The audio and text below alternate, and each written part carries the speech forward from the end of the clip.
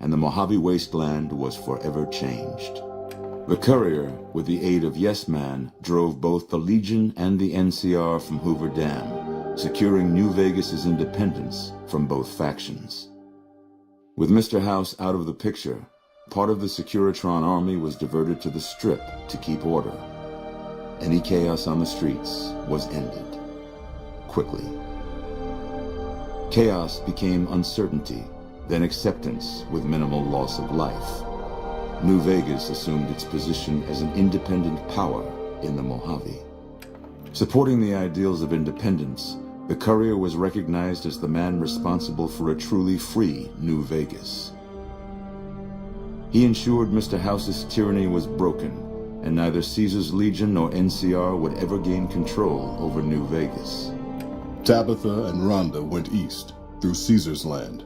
Occasionally, tales of their exploits found their way back west, though few believed them.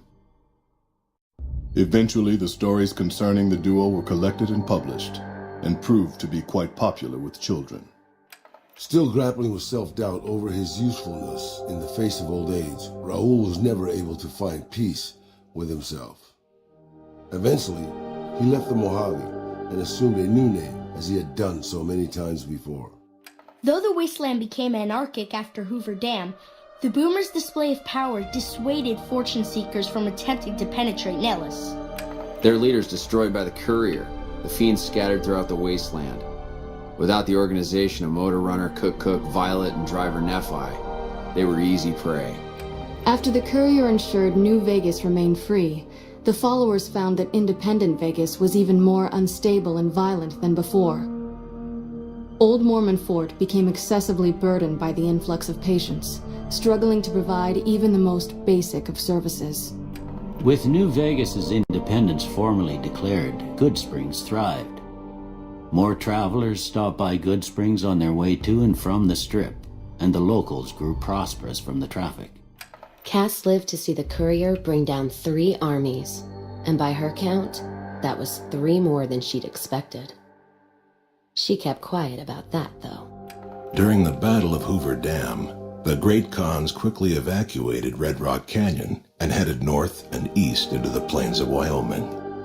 There, they reconnected with the followers of the Apocalypse and rebuilt their strength.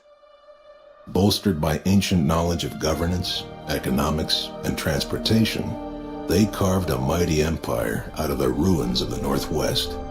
Thanks to the courier and Lily, a cure for the Nightkin schizophrenia was found shortly after Dr. Henry's experiment concluded.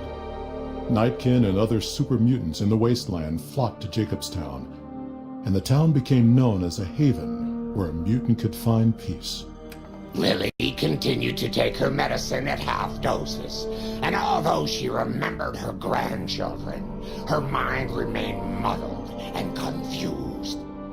Eventually, she parted ways with the courier and traveled west, seeking the remnants of her past. Following the Second Battle of Hoover Dam, Freeside came to be known as one of the more stable areas in the region. Ironically, NCR refugees found Freeside safer than most of the rest of New Vegas, where resentment still lingers. After Ray's brain was transplanted into Rex's cybernetic body, it took Rex some time to adjust to the old scrapyard dog's memories. Eventually, Rex's mind settled peacefully, melding his own memories with that of long travels with old Lady Gibson. Shaped up by the courier's advice, the Misfits distinguished themselves during the Legion's attack on Camp Golf. Mags was finally promoted to sergeant, and the rest of the Misfits received an official commendation. They continued to serve with distinction for many years. Though Novac was a low-priority target for the Legion, many of Novac's citizens died in its defense. In the weeks that followed, several Bright followers returned to Novac to help restore its defenses, allowing it to remain independent of NCR. Though NCR was withdrawing from the region, Boone remained in New Vegas, finding work as a security guard and caravan scout along the highways. While he might have preferred rejoining his old unit, Boone couldn't bring himself to abandon the city where he'd met his wife. The NCR, battered by the loss of the dam, were unable to devote any troops to retaking the correctional facility from the Powder Gangers. As a result, Powder Ganger raids on caravans became an unfortunate fact of life in the Mojave for years to come.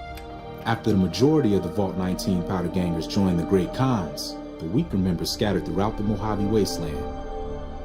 Though a few managed to erase their past, most never survived the journey. Prim Slim proves to be an able-minded, if not able-bodied, sheriff for Prim.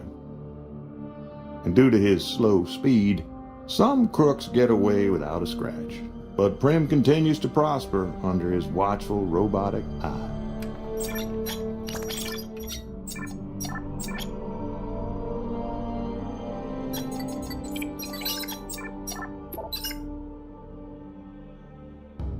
And so the Courier's road came to an end, for now. In the new world of the Mojave Wasteland, fighting continued, blood was spilled, and many lived and died just as they had in the old world. Because war never changes.